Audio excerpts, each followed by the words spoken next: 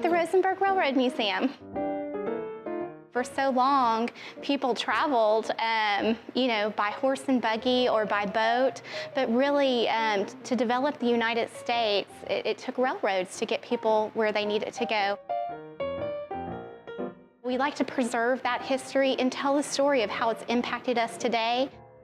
On its 2 acres, right alongside 4 very active railroad tracks, the museum uses a variety of spaces to bring that history to life. We have 2 large buildings, a gallery building and an education station that houses our model train exhibit. 7 layouts, each with different gauges of train and very different landscapes. But the largest track is outside. It has what we call a G gauge or G scale model train on it, and it is a depiction of Fort Bend County in the 1950s.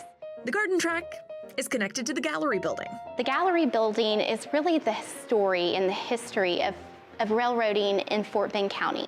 Our staff here are all trained to deliver that history in an educational and fun way and to really relate it to our guests, no matter if they're 2 years old or 65 years old.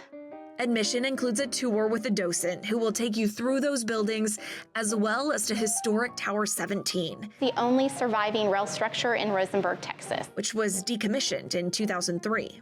It basically controlled the flow of traffic, if you will, on the tracks for 100 years, which is amazing because it has all of the technology from the electro-manual computer, so you're pulling levers to control signals and tracks, to telegraphs, to candlestick phones, to technology in the early 2000s.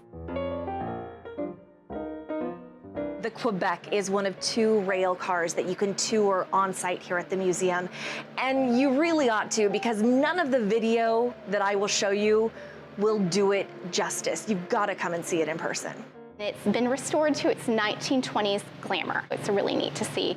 And there are so many other interesting stops on the property. You can check out an old bathhouse, the only spot where rail workers could bathe. Take the kids to the Discovery Room to learn and play. Tour this collection of antique speeders used to cart crews along the tracks. We hope when people visit us, they take away a little bit of information about how railroading has impacted the area, the development of so many areas. As always, we have more information about when you can visit and admission fees on khou.com/hidden gems. Reporting in Rosenberg, Brandy Smith, KHOU 11 News. Hey, thanks for watching this episode of Hidden Gems. If you liked this, you'll probably like this or this. Don't forget to like and subscribe.